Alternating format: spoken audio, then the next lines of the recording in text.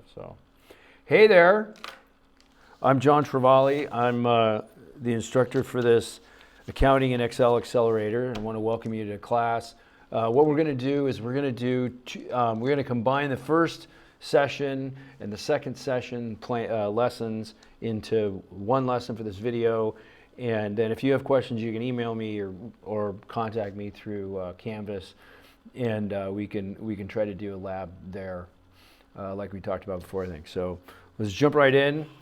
And you can check me out I have a TikTok page, Excel with JT, and we have a YouTube channel as well, mostly dedicated to short videos. The YouTube channel has some long format videos that might help you with some other, I'd probably say intermediate. But looking at what we've got a so this we're going to jump right in, and I'm going to do a couple of really quick kind of basic things about Excel, just so that you get a little flavor for it. Right here we've got our columns and we've got our rows. So the columns are denoted by letters, rows by numbers, and it's just like the old battleship game. So you've got A3, so this cell is going to be A3, and you can see it right here in this box. Wherever you put that, wherever you click it, that's the cell number. So A7, B8 shows up here. So in each individual rectangular box is called a cell. So you can add or subtract columns across, down, what have you. So numbers are recognized as currency. They're recognized as common numbers, as accounting, as percent, whatever. You can mess with the decimal points in or out, what have you. But what we've got, we want to go into a little bit more. We've got, I put together a series of these tabs. They're all pretty much the same, and we're going to test out these. Each one of these tabs has a function that is used quite a bit in day-to-day Excel problems and spreadsheets and things of that nature. So this data table here represents something that's probably pretty common in terms of you've got information that maybe you have downloaded from your point of sale or from your financial software or whatever, and you've got it organized by date, client, project, invoice number, and the invoice amount, and who your sales rep was. And so this is pretty common, bare bones basic information. So all these functions down here are used commonly to slice and dice these. And later on in the next lesson, we'll get into using pivot tables and charts and stuff that are really kind of high powered. But in this case, so sum is what we're going to look at now. So the sum function, what that does for us is that does exactly what it says. It will get the sum of a range. Now when you're doing a formula in Excel, you're going to click this cell, and we see this entire column here. We want to add that, and we want to get the total of all the sales from January 1st through March 6th. So anytime you do a formula in Excel, you're going to start with the equal sign.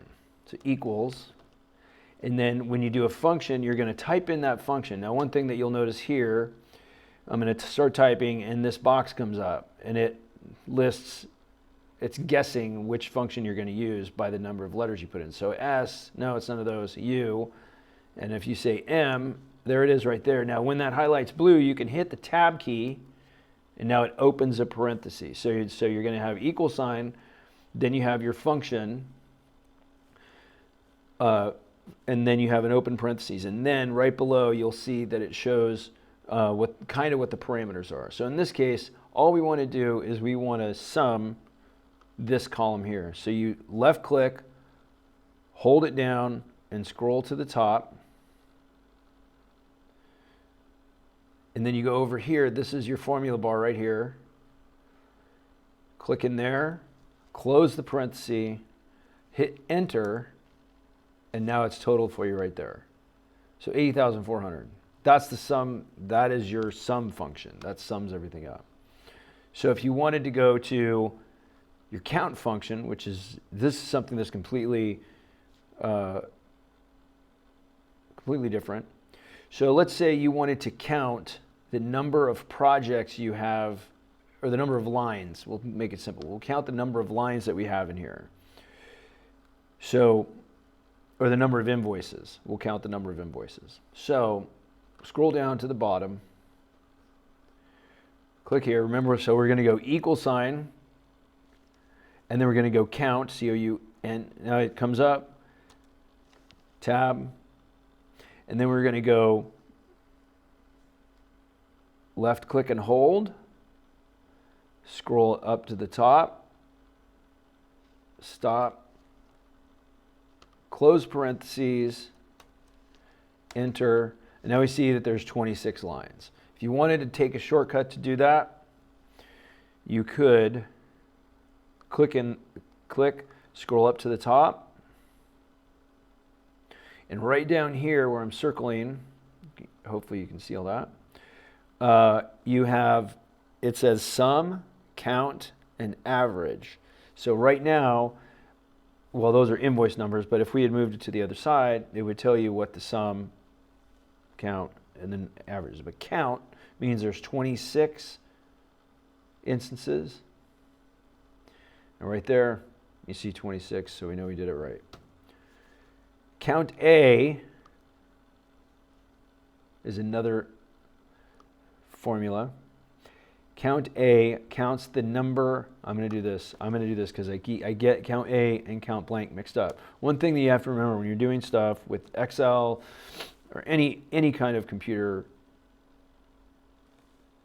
program, application program, whatever, is that repetition, the things that you rep the most, the things that you do the most, are the things that you're going to retain better, and they become a habit over time. So you want to practice a lot of this stuff over and over again until you feel comfortable with it. So count counts the number of cells in a range that contain numbers. So in this case, there are no blank cells, but we'll go. So count, open parenthesis, left click and hold, all the way up to the top, close parentheses, enter, done. So 26, and we know that's the same because the last one we had 26 rows and there's nothing empty. But let's say for just a second there was nothing in here. So now you see that changed automatically. That's what you call a dynamic link to this range of cells. Is 25, changes from 26 to 25. You can go over here and hit undo. This is the undo key up here in the upper left. Other thing is, when you're going through these and you're working in Excel, or any other program for that matter, you want to keep in mind is that you're never, there's very few situations where you can mess something up so bad that you can't get it back. In this case, we have an undo key. So you hit undo and that 3000 comes back. So sometimes somebody will inadvertently hit the delete key. Oh my goodness, it's gone forever. I can't remember the number that was in there. You know, writhe, blah, blah, blah. No, just go back, hit the undo key, and it comes back for you. That works on most things. If it's not going to work, Excel will typically give you a warning. So like this, let's say I go here and I try to delete this tab, and I say delete. It's going to say, hey, it'll permanently delete this sheet. Do you want to continue? Well, then you hit cancel, and it won't do it. So when it flashes a box like that, then you know I'm about to do something. That's when you know I'm about to do something that could really mess me up.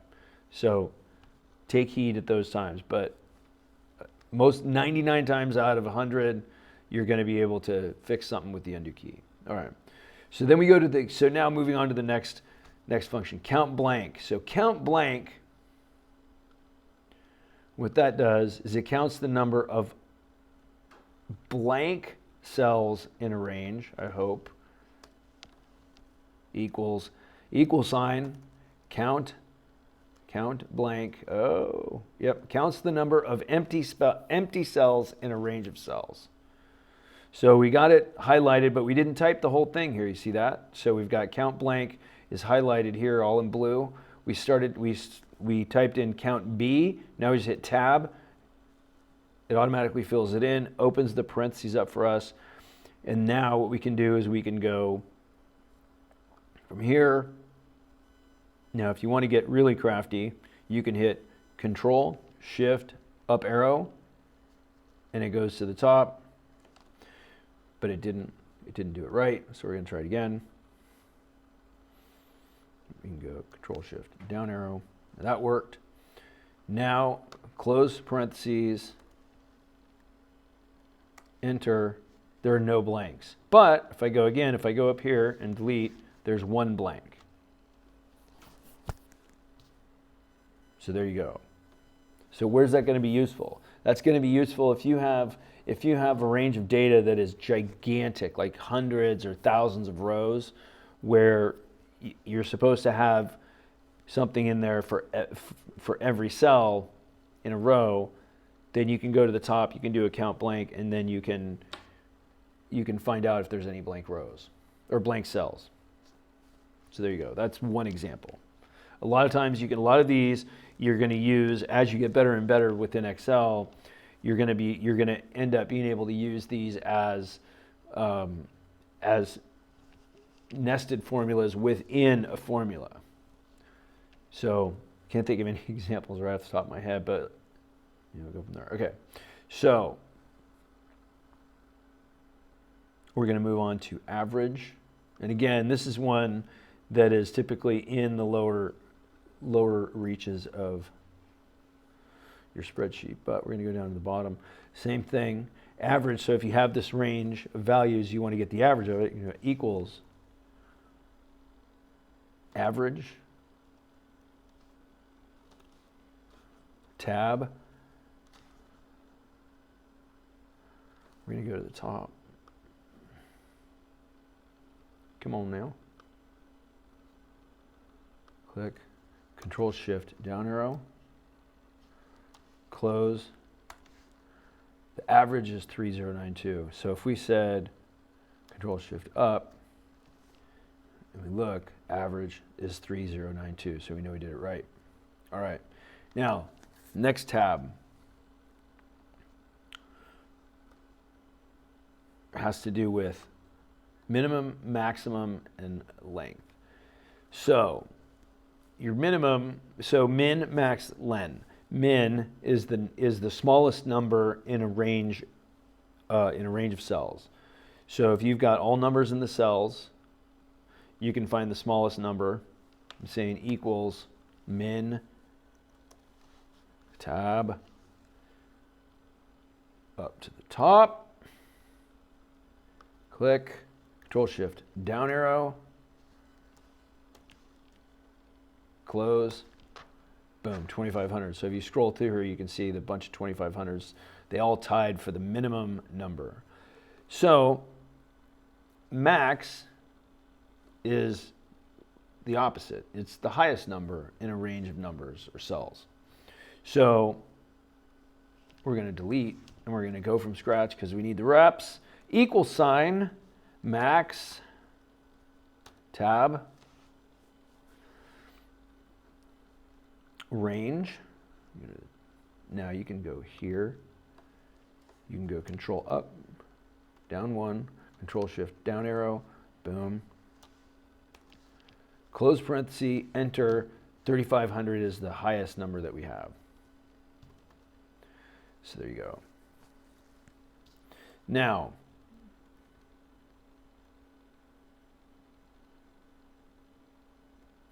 to demonstrate, now we have length. So LEN is short for length, is the number of characters that you would have in a particular cell. So let's say we want to go up here and we want to see how many characters are in this cell. Maybe there's a parameter that says when you upload this data to another program, the no field can be greater than a certain amount of numbers. So off to the end, we want to use the len length. So len tab, and then we're just going to click it once, close, enter. So in this cell right here, so C6, so len C6, C6 is that cell. I pointed to that with my finger. You guys can't see me pointing. C6 right here.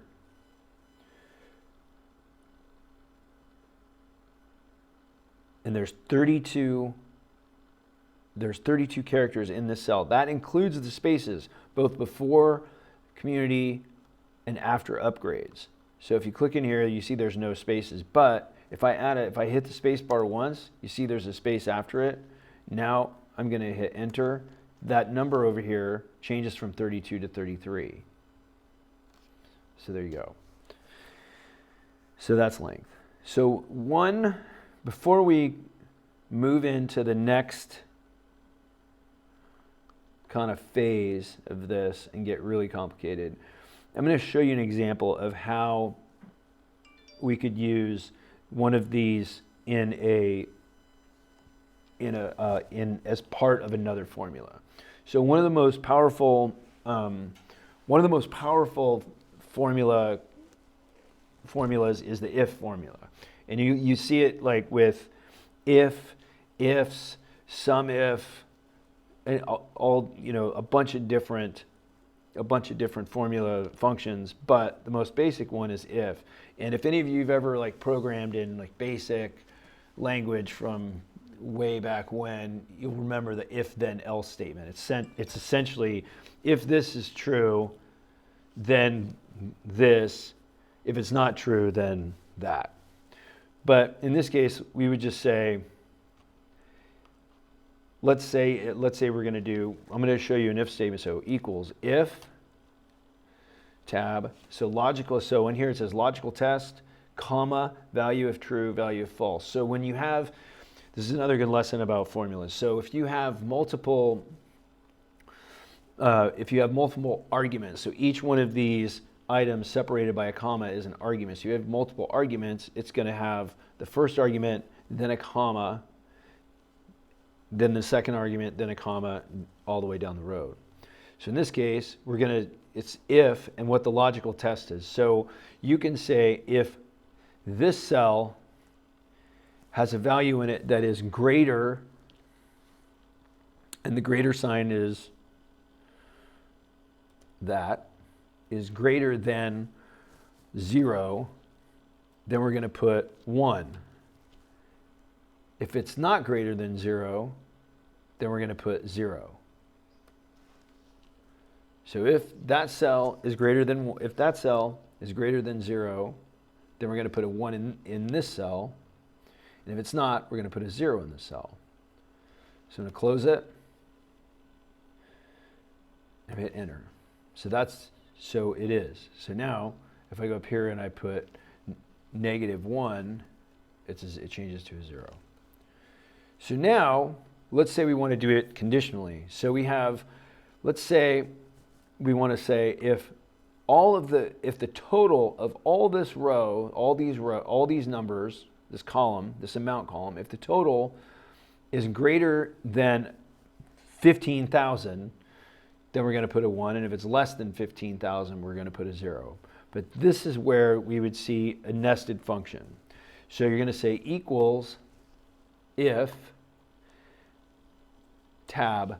Now you're going to start a new function within this function. So, but we're still in where it says logical test. So it's going to bold in your arguments where you are in the construction of that formula. So if the sum of this column, and now so the sum, and remember you sum, open parenthesis, we're going to left click, we're going to go all the way up, and we're going to close. Okay, so now we have our sum. If the sum is greater than, let's say, 10,000, which it is, you can tell by looking at it. Then we're going to put a 1 in there. If it's not greater than 10,000, we're going to put a 0 in there. Close this up, enter, so we know it's greater than 10,000. But if you look up here in the formula bar, you can see your if statement, but you have your sum that's nested inside your if statement. Then you have your other arguments, your greater than sign, second argument, third argument. So that's a little bit about how you would use a lot of these. So as you get better and better with Excel, you can get really tricky and use a lot of these smaller functions to help you with a bigger math problem. And Excel has, if any of you are good at algebra or have taken algebra or whatever, you'll see a lot of similarities to solving for X or solving for Y or whatever. So, sorry, we got a little dinger there. Okay. So now I'm gonna hit the pause button.